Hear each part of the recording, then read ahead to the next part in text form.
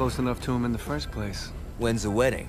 I'll just show up. And then you'll shoot him in the face. Sorry, but it's a little more complicated than that. These things are tied to the soul. You won't be able to enter without one. So how do we get one?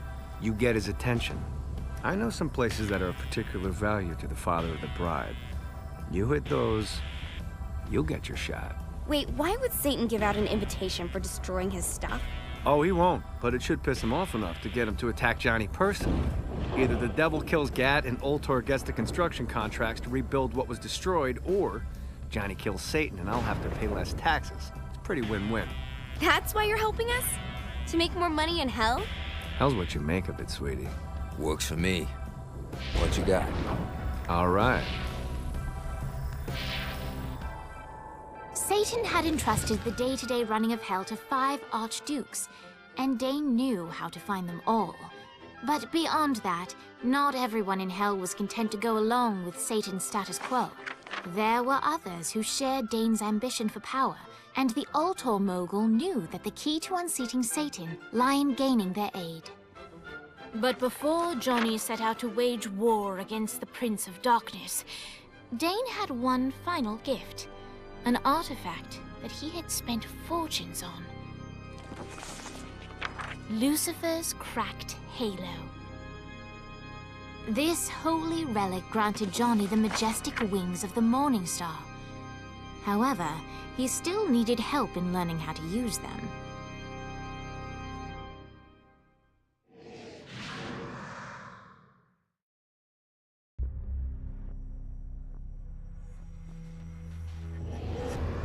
You got me out in the sticks, now what? Would it kill you to show a little excitement?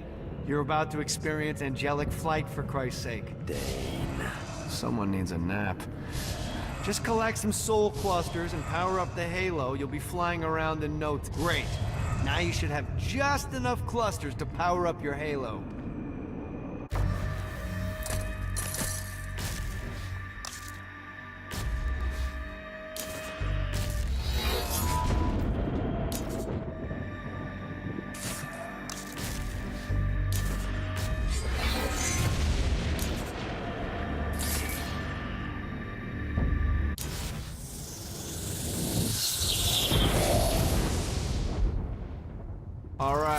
Let's start slow. Try to jump over to that next island. Also, the longer you charge your wings before jumping, the further you'll go.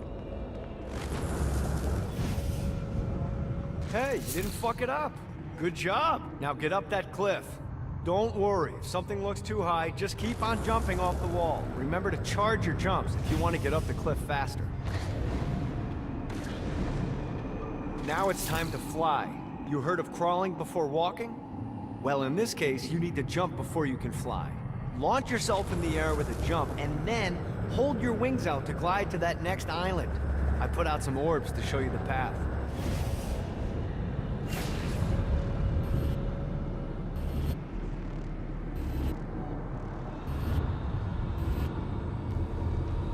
You'll have to dive to reach the next island. Do that by pointing your head down. Don't worry, the rest of your body will follow.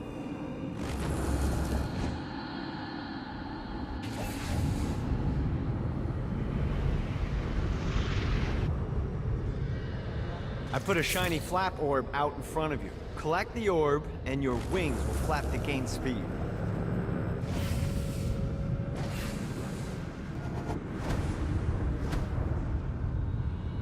All right, now try flapping those wings on your own. Do a flap on your way to the next island.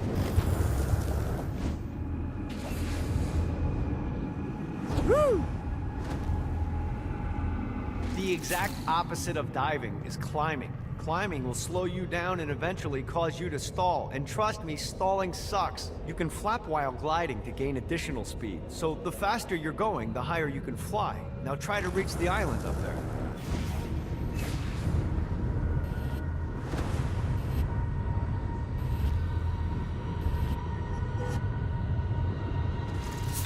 All right, time to take the training wheels off for the final lesson. Flying takes stamina. If you run out in midair, you are going to drop like a rock. A stupid, stamina-less rock. Last island is right under those lava falls. Notice how your stamina drains. Let's get you back to the old tour building. I want to run through all the stuff you can do to hurt Satan. Sure thing. See you soon. Here's the deal. If you want some FaceTime with Satan, you need to get his attention. Now, Satan hates being challenged, so anything you do to undermine his control is good. Fraud, mayhem, shooting demons in the face, anything. You can keep track of Satan's wrath with this handy meter. Get it high enough and you'll be having drinks with Big Red in no time. I've compiled a list of shit to do, so take a look and do whatever sounds fun. Oh, one more thing. We have some potential allies down here. Trust me, you want to impress them.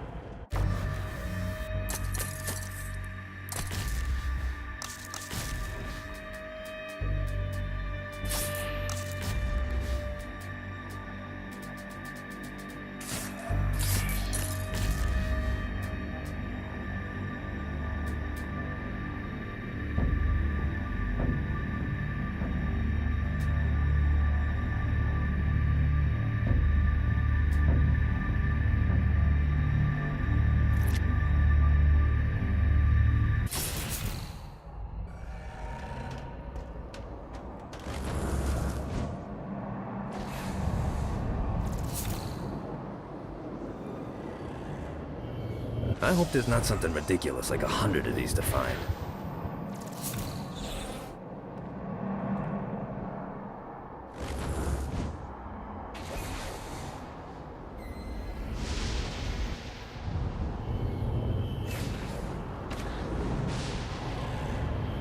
Need the rest of wings. Damn it.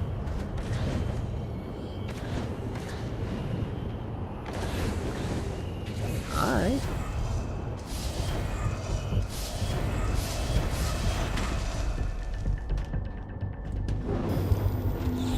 Everyone's chasing the Stygian dream down here. A way to make hell just a little more tolerable. And when you're surrounded with that amount of desperation, believe me, it's easy to find people who lay it all on the line for next to nothing. Some folks think I had all this handed to me and I take advantage of people, but here's the God's honest truth. In life and in death, I worked for everything that I had. Opportunities mean fuck all if you do nothing with them. Most of these poor bastards down here whine about their lot in life, but are unwilling to do anything about it. That's not me. The Forge is prime real estate in hell. This smoggy shithole is located over the richest mineral veins in the afterlife. You want to hurt hell's infrastructure? Here's where you do it. Satan could have avoided all of this if he just listened.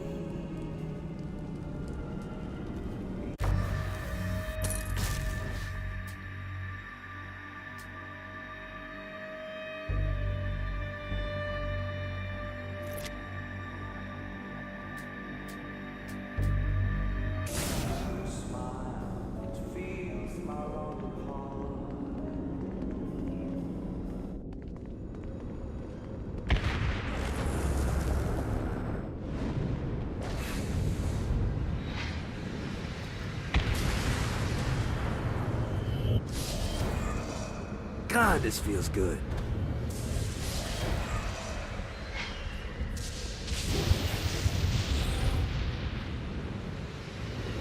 This is bad timing.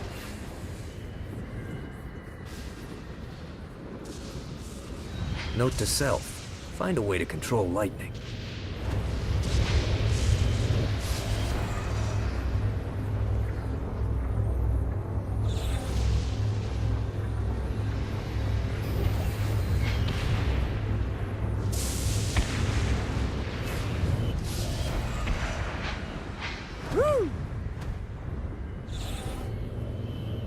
Nice.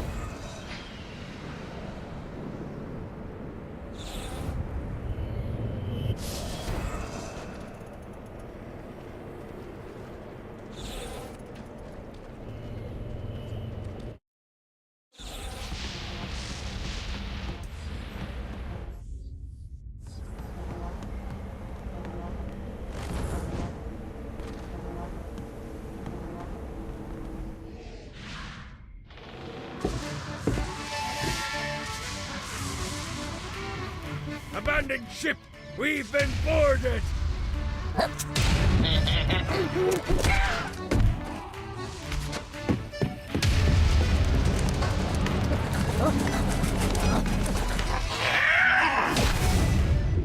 these damn things off my ship!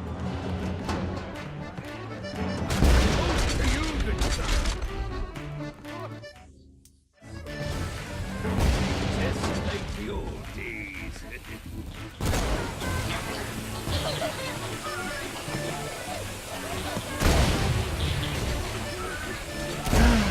Life is good.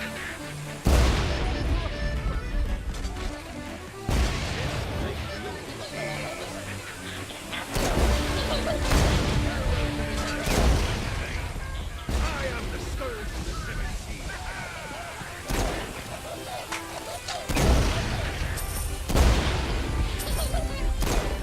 Just like the old days. I got a bit of treasure in that chest over there.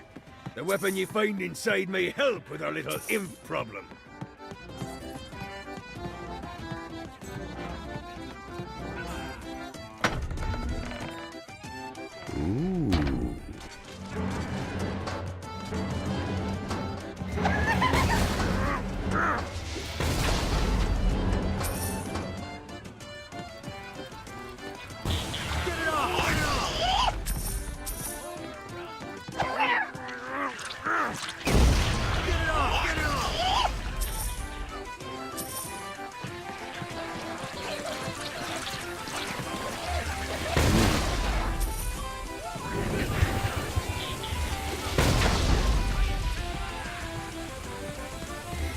I summoned these imps to serve as my crew.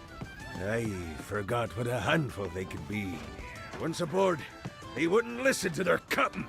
They ran amok in the bowels of the ship.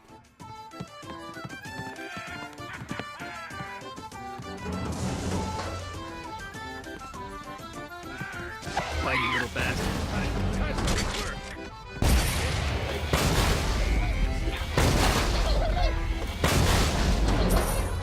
No, not another one of these. Good God, they're swarming me! Fuck off. Hey, it's okay to drop the pirate voice. What pirate voice would that be? Wow.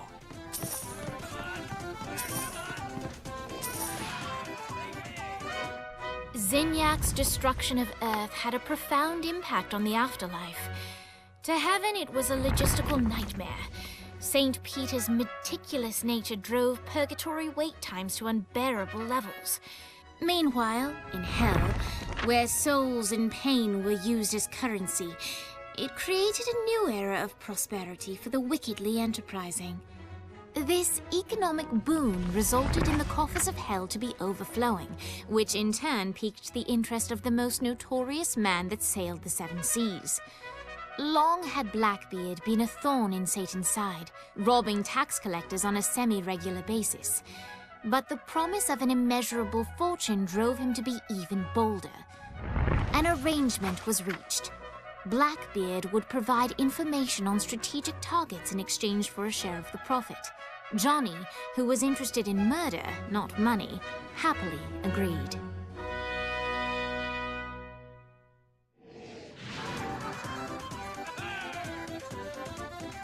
Grant ye the ability to summon my crew whenever they're needed.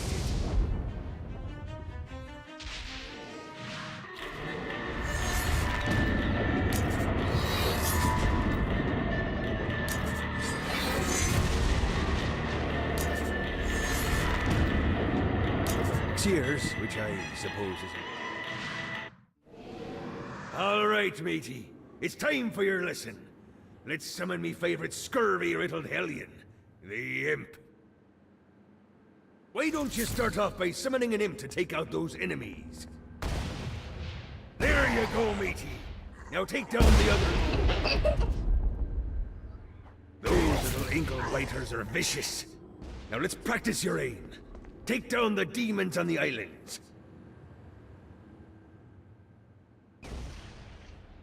Few things are as rewarding as pressing someone into service, am I right? Now get going. There's a whole wide world waiting to be plundered.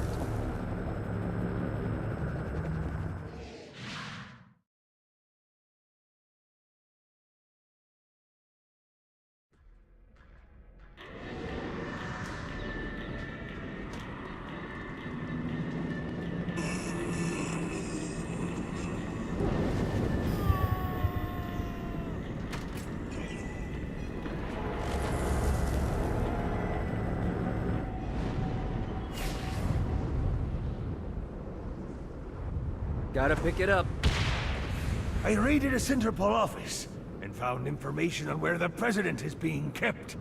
Evidently, they've been trapped in some sort of soul crystal inside Satan's palace. Breaking in is an impossibility. The best bet to save them is to continue to try to draw Satan out of his palace.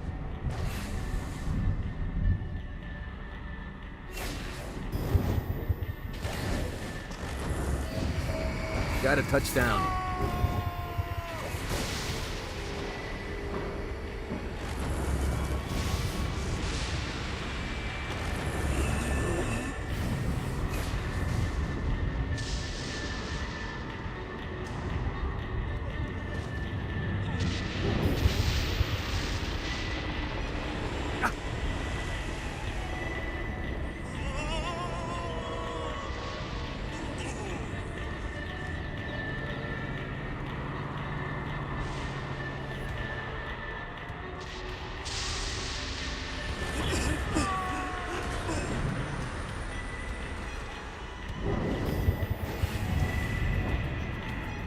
Need to rest the wings.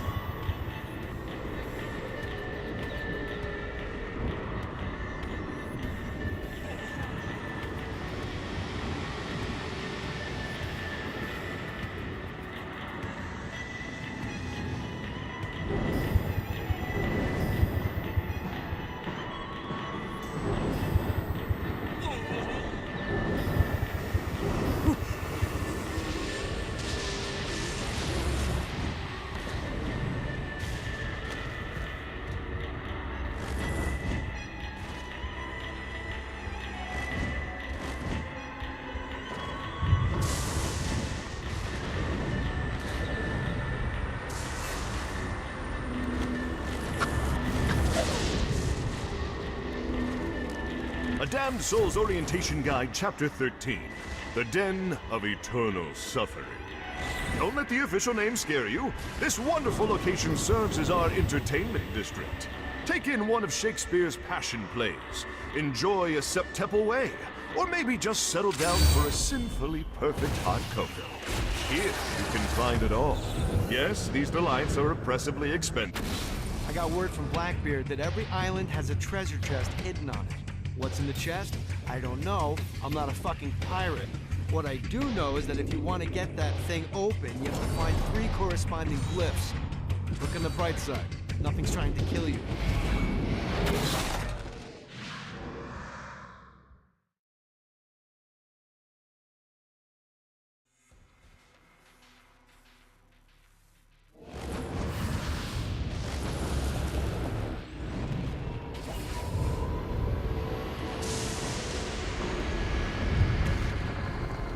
Running out of juice.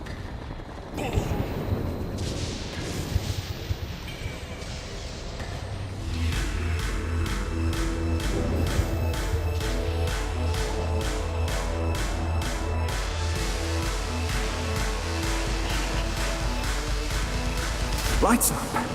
William Shakespeare, humanity's greatest playwright, and hell's most diabolical purveyor of entertainment, looks on as a brave mortal on an Orphean quest enters. The bard's interest is piqued, and he looks to test his visitor's mettle.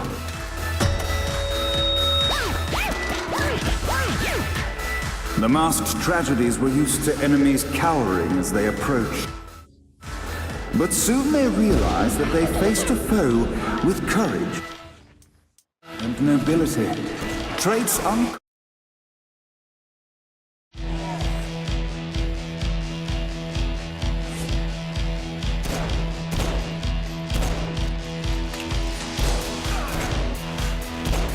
The inciting incident resolved. The time had come for rising action.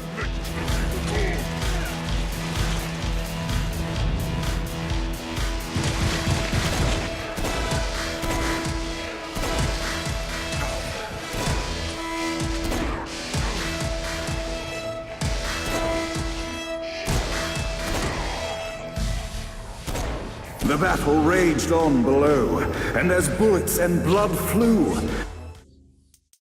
the bard crowd arched a curious eyebrow. Could this mortal be the exact thing that Shakespeare needed?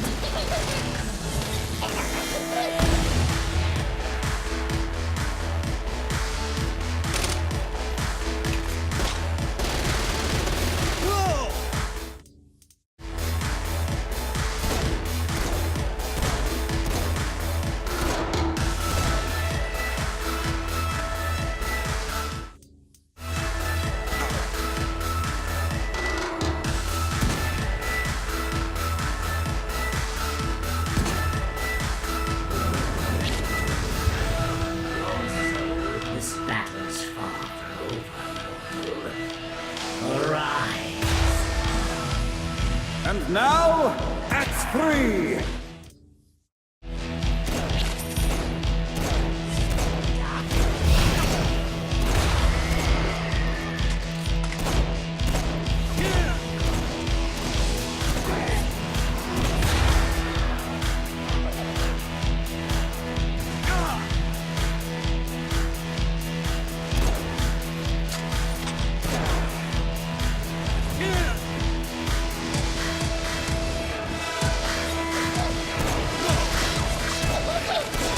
The conflict resolved. Shakespeare eagerly awaited meeting the champion that dispatched so many of his men. Undoubtedly, they were here for the bard's aid. And while happy endings were not a thing found in hell, Shakespeare always had a soft spot for comedies. In the land of the living, William Shakespeare is regarded as one of the most prolific playwrights of all time. However, to the denizens of hell, the bard is seen in a far different light. After selling his soul for fame and adoration, Shakespeare served in hell as Satan's spy master general. In doing his duty, Shakespeare would punish the souls he was investigating by forcing them to perform in grotesque passion plays for Satan's amusement. But in a Twelfth Night-esque twist, Shakespeare found himself living a double life. While he projected an image of cruelty, his heart was as soft as Jezebel's. In secret, he would tutor her on the classics and act out the works of his mortal days. When Satan found out, he cast Shakespeare out of the palace, believing that the poet would be tormented by the populace of hell, far out of Jezebel's sight. But Satan had not counted on the bard's cunning. Embracing his persona of master torturer, Shakespeare and his followers, the tragedies, took root in the entertainment district, biding their time for revenge.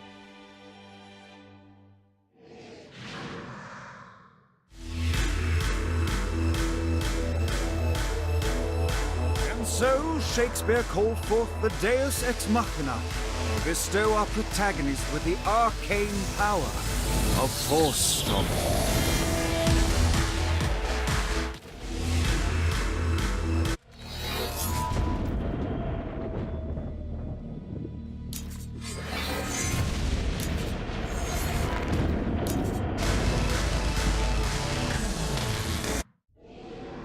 Lights up.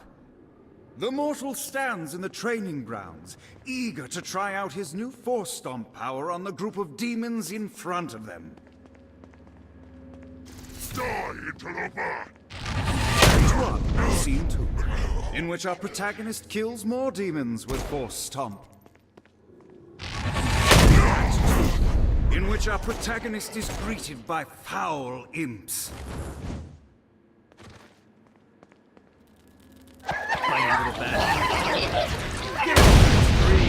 In which our protagonist learns that Force Stomp even works on flying enemies, enabling them to remove a dark inciter's shield before shooting them to death with bullets. The day is won, and the curtain closes on our noble hero.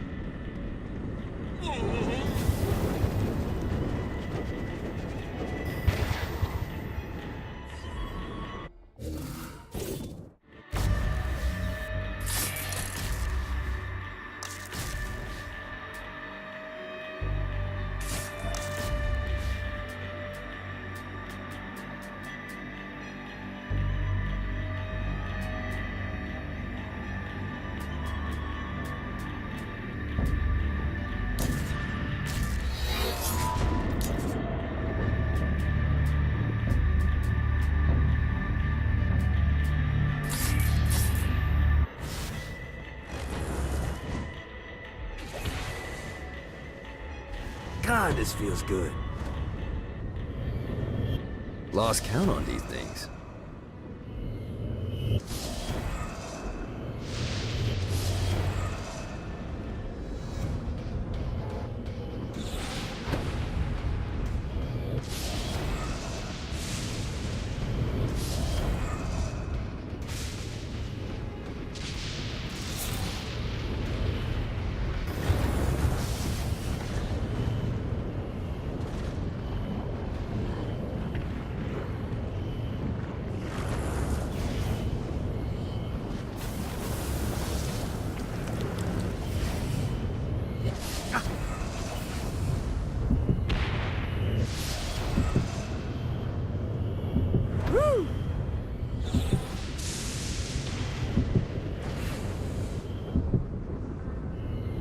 This should be useful.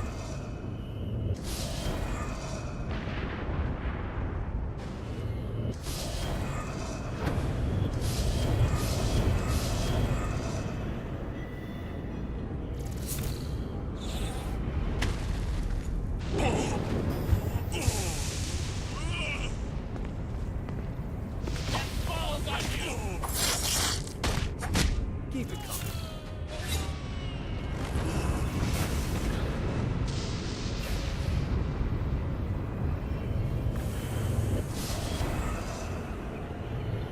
Fucking collectibles. Let's see what these things can do.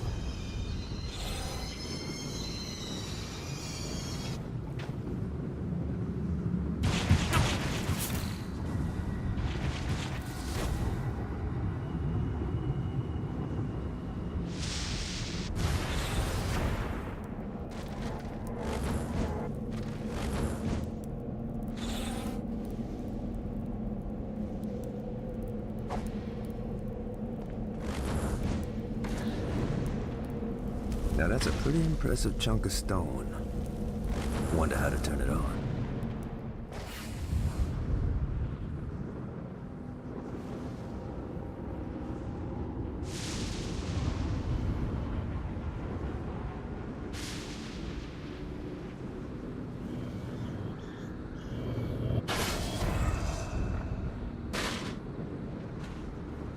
Yeah,